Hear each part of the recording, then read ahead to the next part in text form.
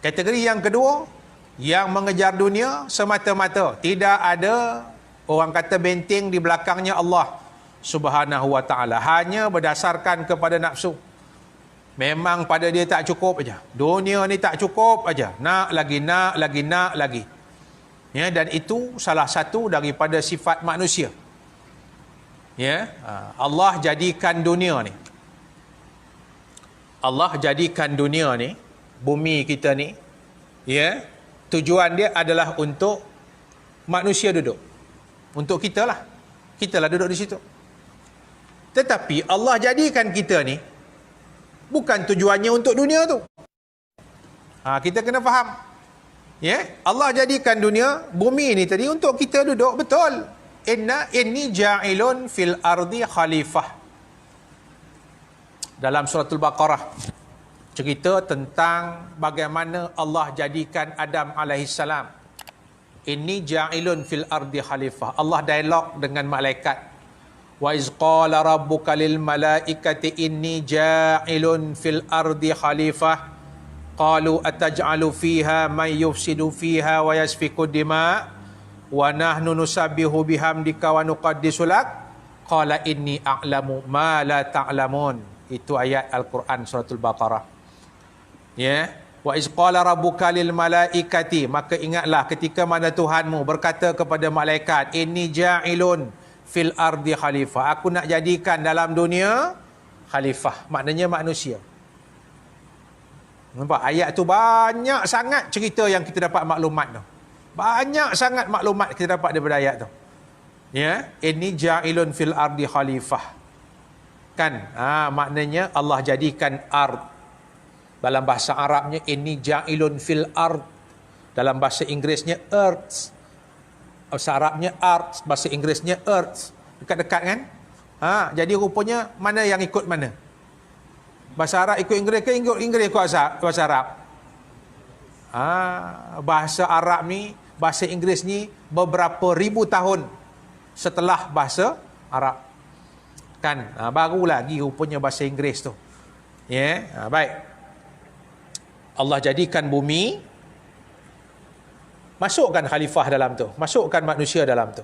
Tetapi Allah jadikan manusia yang dimasukkan dalam tu bukan untuk bumi tu, bukan untuk dunia tu, tak. Kejadian manusia tu untuk apa? Untuk Allah, untuk akhirat. Sebab situlah walal akhiratu khairun wa abqa. Maknanya kita ni, bumi tu transit. Kita punya destinasi adalah akhirah. Jangan kita tersilap. Masa transit tu dihentam segala-gala. Kan, sampai lupa. Oi, rupanya ada lagi stesen yang lain. Kita nak pergi rupanya. Jangan sampai macam tu. Ya. Baik, balik kita kepada cerita Turian tadi yang melampau-lampau dalam dunia ni. Ya, maka apa berlaku kepada dia? Ya, maka Allah murka kepada orang-orang yang tuntut, yang mencari dunia. Kan, sampai tak berhenti-henti cari dunia. Sampai tak ada ruang dalam diri dia untuk ibadah kepada Allah. Ya, untuk untuk buat kebaikan kepada makhluk-makhluk yang lain. Ya, malah dia menipu manusia-manusia, makhluk-makhluk yang lain. Melakukan kerosakan dalam dunia.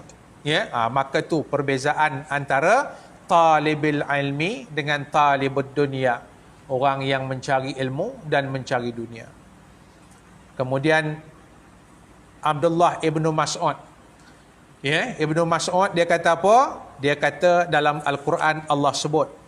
Allah berfirman dalam Al-Quran, "Tsumma qara'a innama yakhshallaha min ibadihil ulama." Sesungguhnya, ya, hanya senya orang-orang yang takut. Sesungguhnya yang takut kepada Allah daripada hamba-hambanya hanyalah para ulama. Ya, macam mana nak dapat ulama kalau tidak berilmu? Ini dalil, ya, bagaimana Allah redha kepada orang-orang menuntut ilmu ni. Sebab orang menuntut ilmu yang bersungguh-sungguh, dia tuntut ilmu, akhirnya akan capai status yang disebut sebagai ulama. Ya, dan orang-orang yang takut kepada Allah, memanglah ulama-ulama ni yang takut. Ya, dalam kalangan makhluknya yang ramai-ramai namanya manusia ni, yang paling takut kepada Allah adalah ulama. Takut bukan takut macam kita takut kepada harimau, kepada singa, kepada itu, tak. Ya, takut kita kepada Allah ni di antara bainal khaufi war raja, di antara ketakutan begitu dan juga pengharapan. Takut dalam berharap. Itu dia. Dalam kalangan ulama ni yang takut kepada Allah. Sebab apa? Dia tahu ya kehebatan, kekuasaan dan juga apa yang ada pada Allah Subhanahu wa taala.